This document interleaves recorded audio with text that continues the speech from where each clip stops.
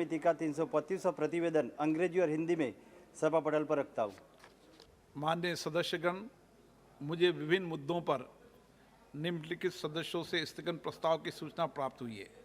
Shri Anumula Revanth Reddy, advocate Dean Kuriakose, professor Saugata Roy, Shri Hanuman Beniwal, ईबी डंजी, K Suresh ji, advocate Abdul Majeed Arif, V K Sreekandan, M के राघवन, श्री अधीर रंजन चौधरी, बेनी बहनन। मैंने स्थगन प्रस्ताव की किसी सूचना के लिए अनुमति नहीं दी गई है। मैं आज जो लिस्टेड है शून्यकाल में, उनको मौका दूंगा। श्री रंग अप्पा बाड़ने। माननीय अध्यक्ष महोदय, मैं स्मार्ट सिटी के बारे में मेरी बात यहाँ रख रहा हूँ। माननीय प्रधानमंत्री की महत्वाकांक्षी योजना स्मार्ट सिटी देश के 100 शहर में चल रही। मेरे क्षेत्र में पिंपरी-चिंचवड़ शहर में स्मार्ट सिटी का काम चल रहा है।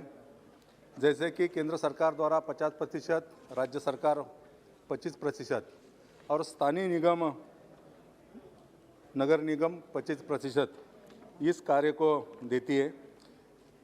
पिंपरी-चिंचवड़ में स्मार्ट सिटी का जो काम चल रहा है, इसमें टेक महिंद्रा, एल&टी, बीजी सिरके, बेनेट कोलमैन ये कंपनी कार्य कर रही है।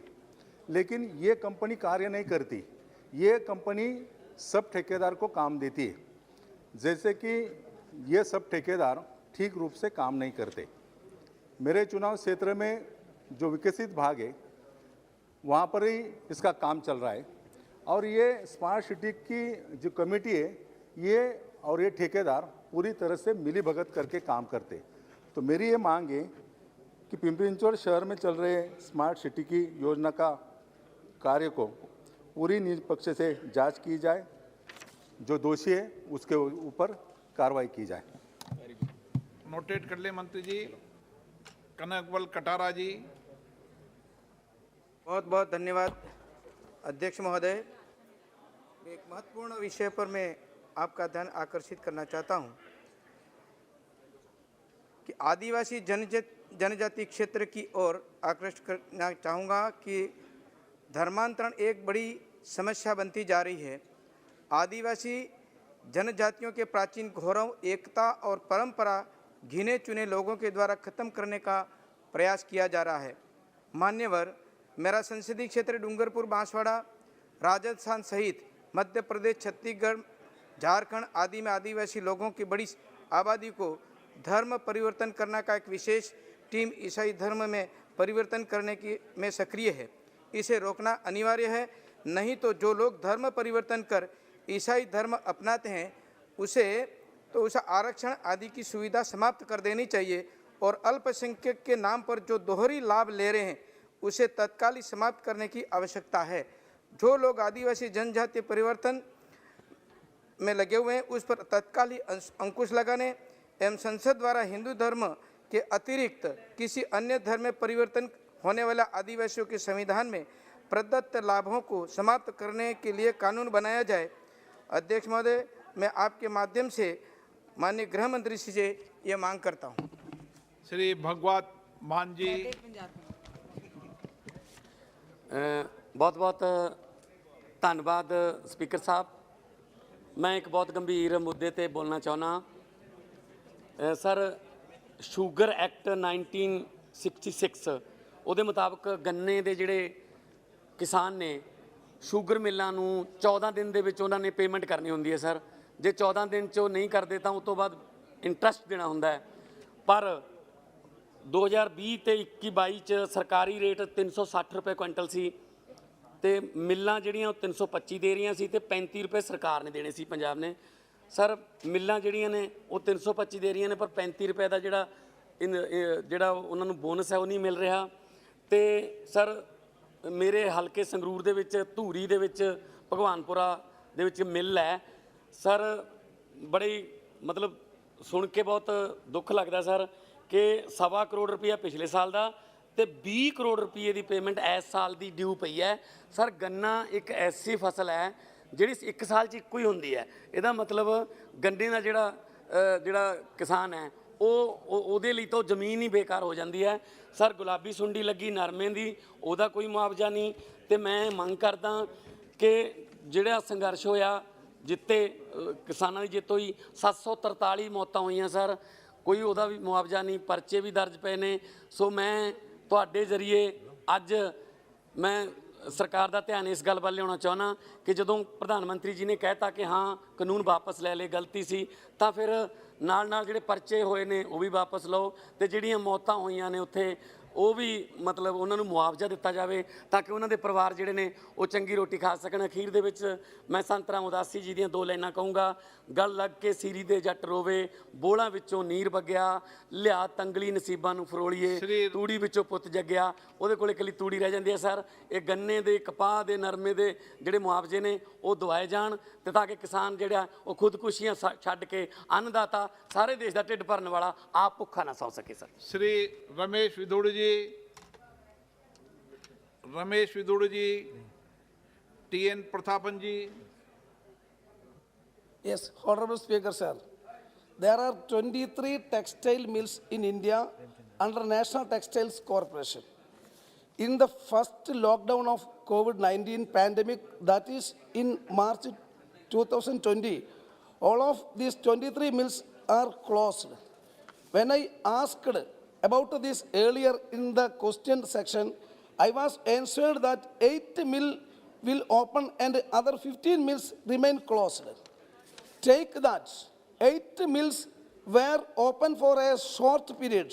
Later, they also closed all operations. In Kerala, there are 4 mills and 2 of them are in my constituency.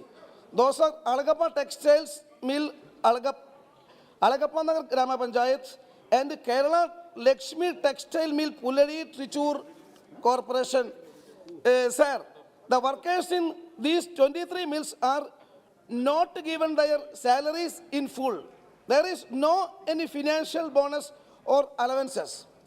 And there were many temporary workers who are suffering due to unemployment. Yes. My request is that all these 23 mills under National Textile Corporation shall be opened immediately and all these pending financial accounts shall be distributed. Sir, one more thing. Actually, we talk about Make in India and we closed all our mills for 2 years. Indian textile products are very famous all around the world. We cannot Now, produce anything put the from demand and continue. closed mills. Whether the textile minister take interest to open all mills without any delay. Thank you, sir. thank you. Shri Asruddin Owaisi ji, absent. Shri Ram Kripal Yadav ji. सभापति जी, आपके प्रति आभार व्यक्त करता हूं कि आपने शून्यकाल में बिहार से संबंधित किसानों की समस्या को उठाने का अवसर प्रदान किया है। महोदय, पिछले दिनों बिहार में भारी ओलावृष्टि हुई है जिसकी वजह से किसानों को काफ़ी नुकसान हुआ है। मेरे संसदीय क्षेत्र पाटलिपुत्र के अलावे कितने ऐसे ज़िले हैं जहां किसानों ने जो फसल लगाए थे ओलावृष्टि की वजह से बर्बाद हो गया, और ख़ास तौर पर आलू, सरसों, हरी सब्जियां और दलहन, ये भारी नुकसान हुआ है। महोदय, गरीब किसान कर्ज लेकर के फसल लगाने का काम किया था और मैं समझता हूं कि ओलावृष्टि के वजह से किसान की पूरी बर्बादी हो गई है फसल की सर। जिस वजह से गरीब किसान के सामने आर्थिक समस्या उत्पन्न हो गई है। कर्ज लेकर किसानों जब इस फसल में आस लगाए हुए था तो फसल अच्छी होती तो लोगों की आमदनी होती। सरकार का पूरा ध्यान है कि हम किसानों की आमदनी को दुगना करें, उसके लिए प्रयास भी किया जा रहा है, बहुत सारे प्रयास किए जा रहे हैं। मगर स्थिति यह है कि आपदा इतनी अधिक प्रभावित हुआ है कि मैं समझता हूं कि किसान के कमर ही टूट गए हैं। मैं आपके माध्यम से सरकार का ध्यान आकृष्ट करना चाहता हूं कि तत्काल मेरे पाटलिपुत्र संसदीय क्षेत्र के अंतर्गत अच्छा के अलावे बिहार के अन्य जिलों में जहां भारी पैमाने पर ओलावृष्टि हुई है और किसानों को नुकसान हुआ है, वहाँ एक टीम भेजे सर, जांच दल भेजे, ताकि इसका आकलन करके जो उचित मुआवजा हो सके धन्यवाद। किसानों को उपलब्ध कराने का काम करे। सर ये बहुत ही अत्यंत गंभीर मामला है सर। धन्यवाद, इसलिए मैं आपसे धन्यवाद। बार बार आग्रह करता हूँ श्री गौरव कि गोगोई इस पर जी, एब्सेंट। अब संरक्षण दीजिए सर, और डायरेक्ट Yes, yes.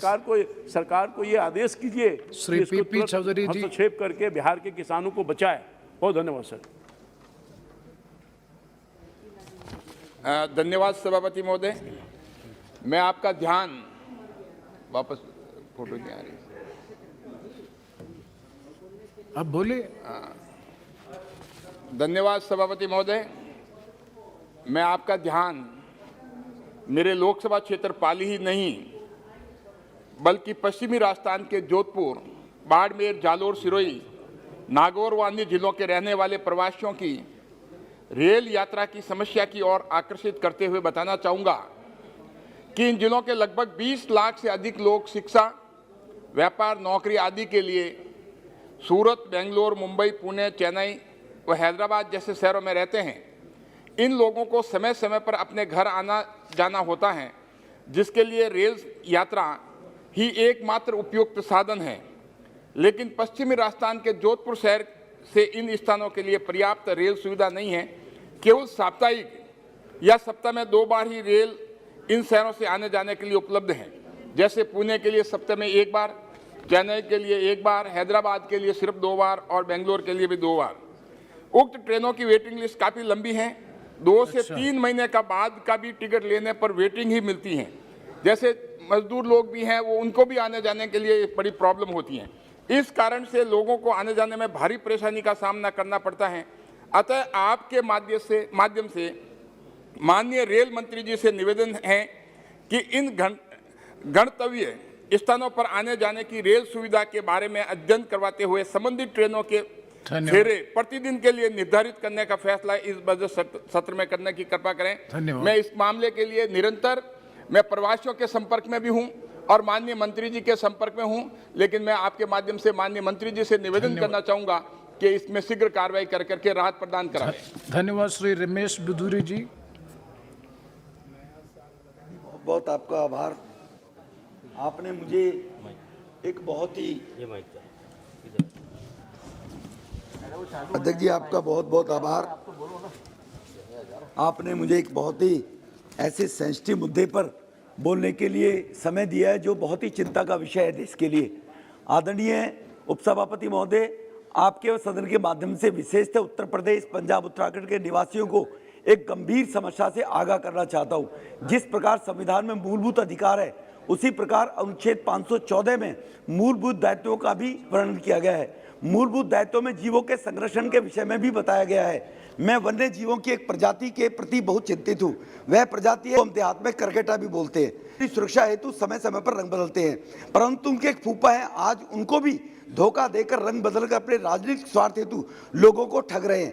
मैं बात कर रहा हूं दिल्ली के मुख्यमंत्री जी की, जो आजकल पड़ोसी राज्यों में रंग बदलते नजर आए। इस प्रकार डीएनए हमारी संस्कृति में कैसे आ गया, इस बात को लेकर चिंता में है। अध्यक्ष महोदय, मैं इस व्यक्ति की कथनी में करनी का अंतर बताता हूं। इन महाशय ने अपने ऑफिशियल ट्विटर हैंडल पर स्टेटस में लिखा है, सब इंसान बराबर हैं, चाहे वह किसी धर्म या जाति का हो। हमें ऐसा भारत बनाना है जहां सभी धर्म और जाति के लोगों में भाईचारा और मोहब्बत हो, न कि नफरत और बैर हो। जबकि सीए के विरोध में शाहीन बाग में उपद्रवियों के समर्थन में खड़े होकर महीनों रास्ता बंद रखा गया। इंसान, मोहब्बत और नफरत शब्द का प्रयोग योजनाबद्ध रूप में हुआ है। अब करनी देखिए, दिल्ली में 300 मस्जिदों में मौलवी, अध्यक्ष जी, दिल्ली में मैं आई एम कंप्लीटिंग, दिल्ली में 300 मस्जिदों के मौलवियों को अजान लगाने, मुअज्जिन को प्रतिमाह 1800 रुपए और 1600 रुपए की सैलरी दी जा रही है। 15 जो मस्जिदों में 14,000 12,000 का वेतन सरकारी खजाने से दिया जा रहा है। यानी प्रत्येक वर्ष जनता के 59 करोड़ 4 लाख रुपए मस्जिदों में दिया जा रहा है। इसी प्रकार से सर मैं मांग कर रहा हूं सर, इसी प्रकार से दिल्ली में लगभग 5,000 मंदिर हैं। उन मंदिर के पुजारियों को वेतन क्यों नहीं दिया जाता? यह भेदभाव क्यों? जबकि मंदिर में पूजा करने वाले अगरबत्ती, घी, दीपक इत्यादि का भी खर्च होता है, परंतु फिर भी उनके बारे में चिंता नहीं की जाती, क्योंकि मैं उन्हें एक धर्म विशेष का वोट चाहिए। वे दूसरी और जिन राज्यों में चुनाव है, वह कांग्रेस के राजकुमार मैं हिंदू हूं कहते नहीं। Honourable chairperson, Honorable Chairperson, first of all, I would like to express my regret for not being at my chair when you took my name. It was because I was attending a standing committee meeting on finance. Sir, please. Sir, No. sir, I request you to please. एक minute एक minute बिदुरी जी sir, बिदुरी जी sir, एक minute Congress के लिए राजकुमार बिदुरी वो जगह जगह एक minute आपका जीरो ओवर का मैं 30 सेकंड एक मिनट आपका जीरो ओवर का सबमिशन ये है कि हिंदू टेंपल को प्रीस्ट को अलाउंस देना चाहिए। आप उस डिमांड खत्म हो गया सर 30 सेकंड में सर खत्म हो गया आप 15 सेकंड में 15 I am concluding sir demand sir 2 या 3 राज्यों में इनकी बची सरकार है जहां कांग्रेस की वहां ये राजकुमार कांग्रेस का जाकर मतलब में है हिंदू कुछ हिंदू की दुआई दे रहे अध्यक्ष जी में पंजाब में दौरे कर रहे हैं परंतु मैं इनसे पूछ रहा था तो क्या दिल्ली में कांग्रेस शासित राज्यों में मंदिरों में बिजली मुफ्त की गई है वो क्यों नहीं की गई है no please No, his speech, definitely his speech will be, Sir, that will please be review the speech, verified sir. and it will be. Such kind of statements cannot be made during Yes, zero yes, hour. definitely. Please review the speech, sir. And unparliamentary words should be expunged, sir.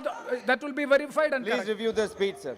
Sir, I rise to speak in for the subject that was listed in zero hour, which was the status of the 4-lane highway NH37. Say every day the minister says that so many kilometers of highways are being constructed every day. But if you see the state of the highway between Dibrugarh and Nagaon, the 4-lane highway, that project was supposed to have been completed by December 2019. We're in 2022 and there's no way, the completion is nowhere in sight. The minister, union minister between 2014 till now has visited the site so many times. The state government the chief minister has visited the site so many times. The NHIDSCL, they have been complained to so many times, but the state of this 4-lane highway is absolutely poor. If people are being inconvenienced. The Jorhat Airport, Dibrugarh Airport, this is Upper Assam where there's so much of pristine natural beauty. It is hurting the image of our state. It is affecting the tourists. So I request the government to urgently complete the 4-laning of highway on NH37 between Dibrugarh and Nagaon. Thank you. Thank you very much. Thank you. Shri Nabha Kumar Saraina ji. Thank you sir, आपने मुझे बोलने का मौका दिया। मैं असम के एक महत्वपूर्ण विषय पर आपके जरिए ध्यान आकर्षण करना चाहता हूँ। महोदय, असम के साथ पड़ोसी राज्य अरुणाचल प्रदेश, नागालैंड, मेघालय और मिजोरम का सीमा विवाद चल रहा है। कुछ महीने पहले मिजोरम बॉर्डर में से पुलिसकर्मी को भी मार दिया असम का। सुनने में आया है कि असम सरकार ने अपना कुछ एरिया पड़ोसी राज्यों को भी छोड़ देने वाला है। असम सरकार पहले से भी इस विषय पर थोड़ा सब करना था। आपको पता है असम के विभाजित होने के गम हम लोगों में अभी भी है। हमारा बीटीसी भी अलग राज्य बनते बनते रह गया। इसलिए मेरा केंद्र सरकार से आग्रह है कि विवादित सीमा एरिया को स्पेशल इकोनॉमी जोन जैसा केंद्र सरकार के पहल से एक मॉडल बनाना चाहिए जहां इंफ्रास्ट्रक्चर डेवलपमेंट हो और बॉर्डर बिजनेस सेंटर बने और उससे लोगों का रोजगार मिले और वहाँ शांति कायम हो। अगर ये नहीं करेगा, अपने जो बहुमत के दम पर अगर ये एरिया छोड़ देगा तो असम का लोग उसका जरूर बुरा मानेगा। धन्यवाद। Thank you sir. Shri L.S. Tejasvi Surya. Thank you, sir. So, as a part of the rationalization exercise, Prasar Bharati is merging some radio stations with bigger ones. As a part of that exercise, one local classical music airing channel from Bengaluru called Amruta Varshini, which predominantly was airing Karnataka classical music, has been merged with another channel called Ragam. And many artists who were dependent on this channel have now lost out on opportunities. My request with the Honorable Government is to kindly make arrangements to restart operations of Amrita Varshini as an independent channel and provide for a platform and opportunity for all the local talent who were performing on the platform of the erstwhile channel. The channel enjoyed great listenership both inside of the country as well as among the NRI population. Therefore, I once again request the concerned authorities to restart the operations of Amrita Varshini channel. Thank you. Shri T.R. Pariventar ji.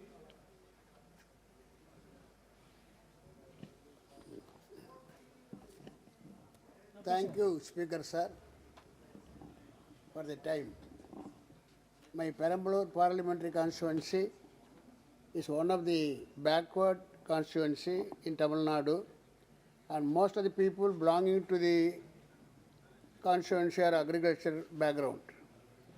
As per Union Budget 2021, it was announced by the government 100 Chinese schools will be established in the country. As an educationalist, I welcome the announcement by the Government of India. I would like to request the Union Government, through you, sir, to consider the proposal to set up Chinese school in Thorayur, Pachamalai, in Perambalur parliamentary constituency, which is a hilly area and most suitable for defense education. Chinese schools provide quality education at a reasonable fee, and it is prepared boys academically, physically and mentally strong to enter into the National Defense Academy to serve the nation. Thank you. Thank you, Srimati Pradima Mandol. Sir, a landmark bill has been brought which proposes to raise the marriageable age of women in the country.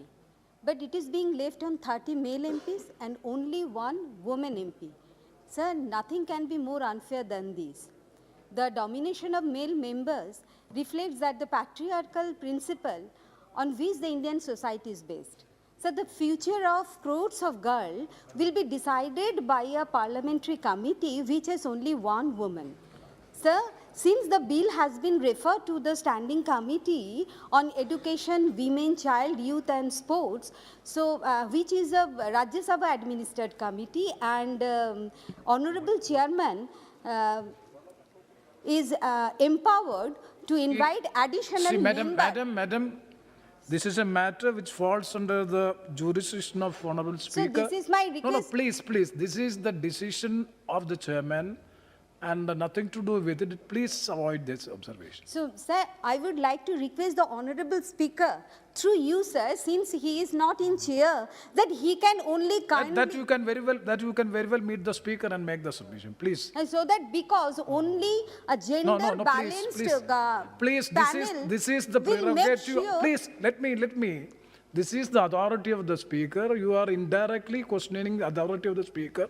In constituting a committee, you can very well meet the speaker, and it is under the consideration of the speaker. Please. The matter is, yes. She is not questioning, she is simply suggesting. Yes, I know. She is urging for it. Yes, definitely. That is why I am saying first I said that the matter which you have raised is under the consideration of the Honorable Speaker. So please keep it in abeyance. Let us close that issue by that. Very well, you can speak on the subject of... Yes, I will write a letter to the Honorable Speaker, yeah, sir. that is, just to madam... conclude me, so that I can conclude my speech. Yeah, Only please, one line. Please. Sir, I would like to request the Honorable Speaker, through you, sir, to look into the matter directly, because only a gender balanced panel will make sure that the women have equal say in issues which affect them. Thank you, sir. Thank you. Shri S. Venkatesan. அவைத்தலைவர் அவர்களே வணக்கம். ஜனவரி 15ஆம் தேதி தமிழகத்திலே தனியார் தொலைக்காட்சி ஒன்றில் ஒளிபரப்பான சிறார்கள் நடத்திய நிகழ்ச்சி அரசினுடைய மாண்பை குலைத்து விட்டதாக சொல்லி ஒன்றிய இணையமைச்சர் அவரே ஒரு புகாரை கேட்டு வாங்கி அந்த தொலைக்காட்சிக்கு நோட்டீஸ் அனுப்பியிருக்கிறார். ஆனால் இன்றைய தினம் கர்நாடகத்தில் என்ன நடந்து கொண்டிருக்கிறது? ஹிஜாப் அணிவதை முன்வைத்து நடைபெறும் வெறுப்பு அரசியல் மாணவ சமூகத்தையே கூறு போட்டு கொண்டிருக்கிறது. தன் வயதை ஒத்த மாணவர்களோடு கலந்துரையாடி சமூகமயமாக வேண்டிய மாணவ சமூகத்தினுடைய முன்னுரிமையை குலைக்கிறது. சிறார்கள் தலையிலே கிரீடம் அணிவதும் அல்லது மாணவிகள் ஹிஜாப் அணிவதும் இவர்களினுடைய உத்தரவின் பேரில் தான் நடக்க வேண்டுமா? பள்ளி குழந்தைகள் என்ன நாடகம் போட வேண்டும் என்பதும் மாணவ சமூகம் என்ன ஆடை அணிய வேண்டும் என்பதையும் உத்தரவிட இவர்கள் யார் என்ற கேள்வியை இந்த அவையிலே நான் எழுப்ப விரும்புகிறேன். லாவண்யாவினுடைய மரணத்திற்கு மதமாற்றம் காரணமாக இருக்குமோ, மர்மம் காரணமாக இருக்குமோ என்று சொல்லி அவசரமாக தேசிய குழந்தைகள் ஆணையம் தமிழகத்துக்கு விரைகிறது. ஆனால் கர்நாடகத்திற்கு இன்றைக்கு வரை எந்த ஆணையமும் விரையவில்லையே ஏன் என்ற கேள்வியை இங்கே கேட்க விரும்புகிறேன். சிறார்கள் நடத்திய நாடகத்தின்பால் ஒன்றிய அமைச்சகம் உடனடியாக தலையீடு செய்கிறது. ஆனால் கர்நாடக பிரச்சனையை பேச இந்த அவையிலே நீங்கள் நேரம் ஒதுக்க மறுக்கிறீர்களே, அது ஏன் என்ற கேள்வியை இங்கே கேட்க விரும்புகின்றோம். துணியை வைத்து எங்களது கல்வி உரிமையை பறிக்க விட மாட்டோம் என்று முழங்கி இருக்கிறார் வீரப்பன் முஸ்கான். அவைத் தலைவர் அவர்களே, சக மாணவர்களுக்கு தண்டனை கொடுக்க வேண்டாம், அவர்கள் செய்தது தவறு என்று உணர்ந்தால் போதும் என்று சொல்லி இருக்கிறார் முஸ்கான். இந்த வார்த்தை மதவெறியை மண்டியிடச் செய்யும் வார்த்தை. இந்த வார்த்தை மாணவியின் வார்த்தை அல்ல, ராமனின் வார்த்தை, நபிகளின் வார்த்தை, இயேசுபிரானின் வார்த்தை. மதவெறியை மண்டியிடச் செய்ய மனிதன் கற்றுக் கொடுத்த மகத்தான வார்த்தை. இந்த அவை முழுக்க இந்த வார்த்தைகள் எதிரொலிக்க வேண்டும் என்று இந்த நேரத்திலே நான் கேட்டுக்கொள்கிறேன். Dr. Sujay Radhakrishnan, Dr. Sujay Radhakrishnan, please. Dr. Sujay Radhakrishnan. धन्यवाद सभापति महोदय. Yeah, please. Dr. Sujay. No, आप जी. धन्यवाद सभापति महोदय, आपने मुझे शून्यकाल में बोलने की अनुमति दी. सर, हमारी सरकार ने 2014 से रेलवे के क्षेत्र में बहुत उत्कृष्ट कार्य किया है और बजट में भी माननीय वित्त मंत्री जी ने अगले 3 वर्षों में 400 वंदे भारत का निर्माण और संचालन की भी घोषणा की है. हमारा लक्ष्य 2022 तक 100% indigenous manufacturing of rail coach का है और वर्तमान में भारत में सिर्फ 3 रेल कोच फैक्ट्रीज हैं और महाराष्ट्र में लातूर में 1 कोच फैक्ट्री हमारी सरकार ने शुरू की है, लेकिन वहाँ सिर्फ लोकल ट्रेन और EMU ट्रेन्स की मैन्युफैक्चरिंग होती है. हमारे देश में रेलवे के इंफ्रास्ट्रक्चर और मॉडर्न ट्रेन्स जिसमें विस्टाडोम, वंदे भारत, तेजस और भविष्य में बुलेट ट्रेन शामिल हैं, उनकी डिमांड को देखते हुए नया मॉडर्न इंफ्रास्ट्रक्चर और technologically advanced rail coach factory की आवश्यकता है. मेरे सरकार से ये निवेदन है कि प्रधानमंत्री जी के मेक इन इंडिया के लक्ष्य को सार्थक करने के लिए मेरे लोकसभा क्षेत्र अहमदनगर में एक state of art rail coach factory का निर्माण हो, जिससे कि अहमदनगर और पूरे महाराष्ट्र में रोजगार के अवसर मिले एवं अर्थव्यवस्था भी फायदा हो और भारतीय रेल को इंजेक्शन प्रक्रिया और बूस्ट किया जा सके. Thank you. धन्यवाद.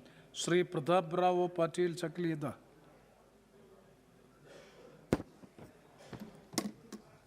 महोदय, मेरा संसदीय क्षेत्र नांदेड़ मराठवाड़ा क्षेत्र का एक मुख्य शहर है और यहाँ गुरु गोविंद सिंह जी के विश्व प्रसिद्ध गुरु का गद्दी गुरुद्वारा की धरती है, जहाँ विश्व भर के धार्मिक, व्यावसायिक दृष्टि से लोग का आवागमन होता है. महोदय, मेरी प्रमुख मांग सरकार से यह है कि सरकार नांदेड़ में एक बड़ा उद्योग स्थापित करने का कदम उठाए, क्योंकि नांदेड़ ही नहीं आसपास दूर दूर तक ऐसा कोई उद्योग स्थापित नहीं है जहां से क्षेत्र के शिक्षित बेरोजगार युवाओं को रोजगार मिल सके. महोदय, मुझे ये कहने में दुख होता है कि नांदेड़ में देश के बड़े बड़े नेता आए और वर्षों राज किया और चले गए, लेकिन कभी इस क्षेत्र के औद्योगिक विकास के बारे में कोई विचार तक नहीं किया, जबकि हमारे पास उद्योग खोलने के लिए सभी संसाधन मौजूद हैं और जो भी आवश्यकताएं उद्योग स्थापन करने के लिए होगी उसकी पूर्ति हो सकती है. जनता भी साथ में, हम जनप्रतिनिधि भी पूर्ण इसके लिए सहयोग के लिए सरकार के साथ खड़े हैं, लेकिन किसी भी अवस्था में सरकार इस और अपना ध्यान आकर्षित करे और नांदेड़ में बड़ा उद्योग स्थापित करने के हेतु आवश्यक कदम उठाए ताकि जिले के ग्रामीण किसानों एवं हर वर्ग के शिक्षित युवाओं को रोजगार का रास्ता खुले। धन्यवाद। Thank you. Shri Kotagiri Sridhar. Thank you, sir. Sir, Sri Krishna Jute Mills, in my constituency, a 100-year-old factory employing over 5,000 people. It is a captive jute gunny bags for Food Corporation of India. It's closed down about a week ago on 27 January. Andhra Pradesh used to be next to West Bengal in jute production once upon a time. Today it is almost zero. All this happened because of the price restriction policy of Jute Corporation and Food Ministry. While they are price sensitive, it is unfortunate that indirectly they are helping a plastic product from Reliance Industries in place of millions of farmers who are supplying jute industry, from the jute industry. We should also note that I would like the government to note that our Honorable Prime Minister made an announcement to ban single-use plastic very soon. And one side, in this area, we are encouraging a plastic product from HDPE coming from petroleum product. So I would like the government to realize that we have to bring back jute industry, because jute bags are going to be a major source of carrying bulk goods, let it be rice, sugar, or all other essential commodities. So kindly realize that jute is a product coming from millions of farmers.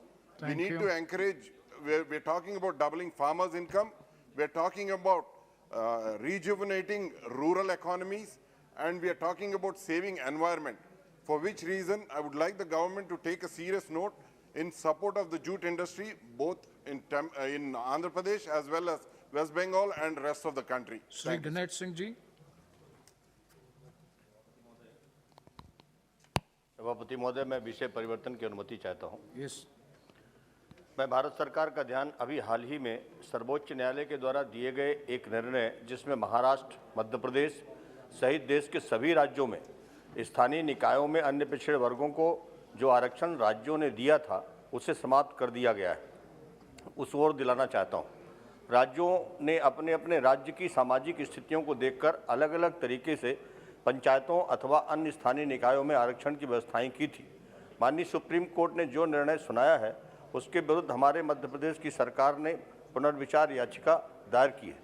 उसी के चलते राज्य में हो रहे पंचायत चुनाव रोक दिए गए हैं। मैं भारत सरकार के सामाजिक न्याय मंत्री जी से मांग करता हूं कि राज्यों को पुनः अधिकार अन्य पिछड़े वर्गों के प्रतिनिधित्व दिलाने हेतु संसद में कानून बनाए जाने की मांग करता हूं, ताकि राज्य सरकारें अपने राज्य की स्थिति के अनुसार अन्य पिछड़े वर्गों को प्रतिनिधित्व का अधिकार दे सकें। धन्यवाद। धन्यवाद। श्री सुभाष चंद्र बहरिया। धन्यवाद सभापति महोदय। आदर्श कोऑपरेटिव सोसाइटी एक मल्टी स्टेट कोऑपरेटिव सोसाइटी है, वित्तीय सोसाइटी है और 20 सालों से काम कर रही थी, पर अक्टूबर 18 से जो निवेशक है उनका भुगतान बंद कर दिया गया है और सोसाइटी ने कारण बताया कि भाई इनकम टैक्स डिपार्टमेंट, एसओजी और इन्होंने खाते सीज कर दिए। मेरा आपसे आग्रह है कि लगभग पूरे देश के, मेरे लोकसभा क्षेत्र के भी पूरे देश के 20 लाख निवेशकों का इसमें पैसा अटका हुआ है। सोसाइटी उसके बचत खातों में निवेशकों के में पैसे डाल रही है, लेकिन निवेशकों को पैसा नहीं मिल रहा है क्योंकि सरकार ने अकाउंट सीज किया हुआ है। तो मेरा आग्रह है केंद्र सरकार से, क्योंकि ये मल्टी स्टेट कोऑपरेटिव सोसाइटी है और यह केंद्र के अंडर में आती है, केंद्र के जो सोसाइटी मंत्रालय विभाग उसके अंडर में आती है, तो सरकार इसको अपने नियंत्रण में लेके निवेशकों का भुगतान करे और आम जन को, गरीबों को रिलीफ दे। धन्यवाद। श्री गौतम सिंगामणि पुन। நன்றி அவைத்தலைவர் அவர்களே, என்னுடைய கள்ளக்குறிச்சி பாராளுமன்ற தொகுதி மிகவும் பின்தங்கிய தொகுதி. விழுப்புரம் மாவட்டத்திலிருந்து புதியதாக பிரிக்கப்பட்ட தொகுதி. கள்ளக்குறிச்சி அதன் மாவட்ட தலைநகராக உள்ளது. விருதாச்சலம் சேலம் ரயில் பாதையில், ரயில் தடத்தில் உள்ள சின்ன சேலத்தில் ரயில் நிலையம் அமைந்துள்ளது. அங்கிருந்து கள்ளக்குறிச்சி 16 கிலோமீட்டர் தொலைவிற்கு புதிய அகல ரயில் பாதை அமைக்க 2006 கழகத் தலைவர் டாக்டர் கலைஞர் அவர்கள் முதல்வராக இருந்தபோது அதற்கான திட்டங்கள் தீட்டப்பட்டு, ஆனால் 2016 அப்போதைய மத்திய அமைச்சராக இருந்த திரு சுரேஷ் பிரபு அவர்களால் அடிக்கல் நாட்டப்பட்டது. இந்த கள்ளக்குறிச்சி பாராளுமன்ற தொகுதியில் ஜவ்வரிசி ஆலைகளும், அரிசி ஆலைகளும், சர்க்கரை ஆலைகளும், நூற்பாலைகளும் நிறைந்த பகுதி. அதேபோல் பல கல்வி நிலையங்கள் அமைந்த பகுதி. இங்கு ஒரு ரயில் நிலையம் இல்லாத காரணத்தால் இங்கிருந்து போக்குவரத்துக்கு, அதேபோல் இங்கிருந்து வேளாண் பொருட்களை மற்ற மாவட்டங்களுக்கும் மற்ற மாநிலங்களுக்கும் அனுப்புவதற்கு மிகவும் சிரமமாக இருக்கிறது. அதனால் இந்த திட்டத்தை உடனடியாக மத்திய அரசு நிறைவேற்றி தர வேண்டும் என்பதை இந்த நேரத்தில் கேட்டுக்கொள்கிறேன். அதேபோல் என்னுடைய மாவட்டத்திலிருந்து ஏறத்தாழ 25,000க்கும் மேற்பட்ட மக்கள் கேரளாவிலும் மகாராஷ்டிராவிலும் வேலைக்காக சென்றிருக்கிறார்கள். அவர்களெல்லாம் ரொம்ப இந்த போக்குவரத்து வசதி, ரயில் போக்குவரத்து வசதி இல்லாததால் மிகவும் சிரமப்படுகிறார்கள். இந்த கொரோனா காலத்திலேயே மிக அதிகமான சிரமத்தை அனுபவித்தார்கள். அதனால் மத்திய அரசு இதற்காக 116 கோடி ஒதுக்கீடு செய்யப்பட்டும், ஆனால் இதுவரை எந்த வேலைகளும் நடைபெறவில்லை. அதனால் உங்கள் மூலமாக நான் தயவுசெய்து ரயில்வே அமைச்சர் அவர்களை கேட்டுக்கொள்கிறேன், மிக விரைவில் இந்த திட்டங்களை இந்த கள்ளக்குறிச்சி மாவட்டத்திற்கு அளிக்க வேண்டும் என்று இந்த நேரத்தில் கேட்டுக்கொள்கிறேன். நன்றி, வணக்கம். நன்றி, வணக்கம். Honorable members, the matters under Rule 377 shall be laid on the table of the House. Members who have been permitted to raise matter under Rule 377 today and are desirous of laying them may personally hand over the text of the matter at the table of the House within 20 minutes. Only those matters shall be treated as laid for which text of the matter has been received at the table within the stipulated time. The rest will be treated as lapsed. Now let us resume the discussion on the general budget. The first speaker today is Dr. Feroz